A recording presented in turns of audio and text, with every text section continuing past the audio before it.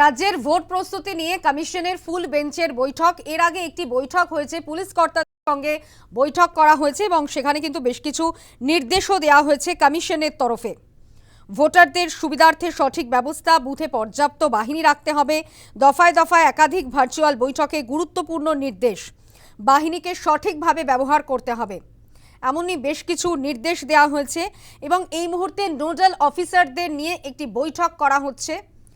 কমিশনের দ্বিতীয় বৈঠক এই মুহূর্তে চলছে, অর্থাৎ ভোট প্রস্তুতি নিয়ে কিন্তু কমিশনের ফুল বেঞ্চের বৈঠক এই মুহূর্তে দ্বিতীয় বৈঠকটি চলছে।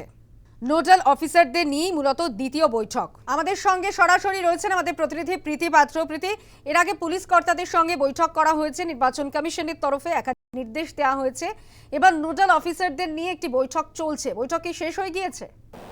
দেখা এখনো পর্যন্ত বৈঠক 5টা নাগাদ শুরু হয়েছে, এটাই খবর। তবে বৈঠক শেষ হওয়ার কিন্তু এখনো পর্যন্ত কোনো খবর পাওয়া যায়নি।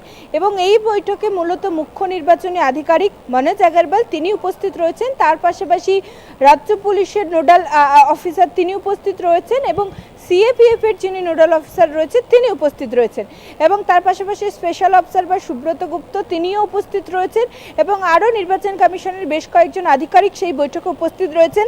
এবং এই বৈঠকে মূলত কিন্তু কেন্দ্রীয় বাহিনী নিয়ে আলোচনা হবে, অর্থাৎ আমরা জানি মোট কিন্তু 480 কোম্পানি কেন্দ্রীয় বাহিনী এ রাজ্যে আসবে এবং যার মধ্যে ইতিমধ্যে 240 কোম্পানি প্রথম পর্যায়ে কিন্তু এসে পৌঁছেছে রাজ্যে।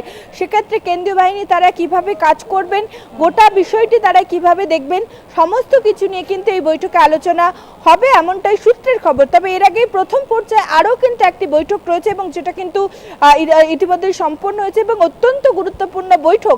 আমরা জানি যেখানে রাজ্যের রাজ্য পুলিশের ডিজি, আইজি, তার পাশাপাশি জেলা শাসক, এসপি এবং কলকাতা পুলিশের কমিশনার প্রত্যেকে সেই বৈঠকে উপস্থিত ছিল এবং সেই বৈঠক থেকে ইতিমধ্যে বেশ কিছু নির্দেশিকা দেওয়া হয়েছে নির্বাচন কমিশনের পক্ষ থেকে। ইতিমধ্যেই সূত্র অনুসারে যে খবর আমাদের কাছে আসছে যে প্রত্যেকটি বুথে ভোটারদের নিরাপত্তা নিয়ে বা নিরাপত্তার সুবিধার্থে যা যা ব্যবস্থা নেওয়া দরকার সেই সমস্ত ব্যবস্থা কিন্তু নিতে হবে।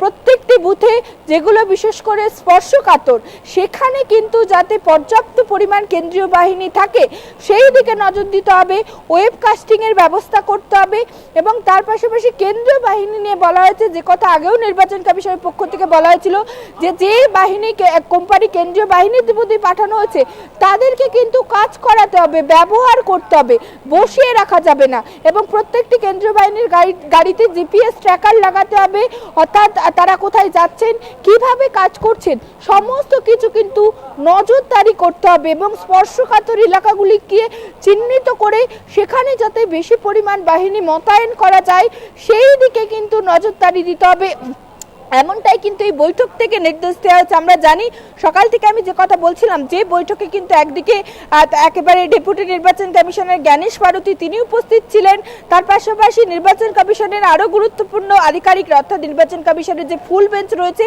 তারা উপস্থিত ছিলেন, তার পাশাপাশি এ রাজ্যের মুখ্য নির্বাচনী আধিকারিক তিনি উপস্থিত ছিলেন এবং পুলিশের কর্তারা তারা উপস্থিত ছিলেন। ফলে এই বৈঠক কিন্তু বিধানসভা নির্বাচন 2026-এর আসন্ন বিধানসভা নির্বাচন তার আগে অত্যন্ত গুরুত্বপূর্ণ এবং কিছুটা হলেও এই বৈঠক থেকে বিধানসভা নির্বাচনের যে রূপরেখা সেই রূপরেখা কিন্তু তৈরি করা হচ্ছে। কারণ কবে বিধানসভা নির্বাচন হতে পারে, বিধানসভা নির্বাচন ক দফায় হলে আইন শৃঙ্খলা কোনো বিঘ্নিত হবে না, অর্থাৎ নিরাপত্তা ব্যবস্থা সুনিশ্চিত করা যাবে, এই সমস্ত কিছু বিষয় নিয়ে কিন্তু এই বৈঠকে আলোচনা করা হয়। এবং আরও যেটা একেবারে গুরুত্বপূর্ণ খবর বলা যেতে পারে যে মার্চের শেষের দিকেই কিন্তু বিধানসভা নির্বাচনের যে তারিখ সেই তারিখ ঘোষণা হতে পারে। তার আগে নির্বাচন কমিশনের ফুল বেঞ্চ তারা রাজ্যে আসবেন এবং তারপরেই কিন্তু মার্চের শেষের দিকে বিধানসভা নির্বাচনের তারিখ ঘোষণা হতে পারে, এমনটাই সূত্রের খবর।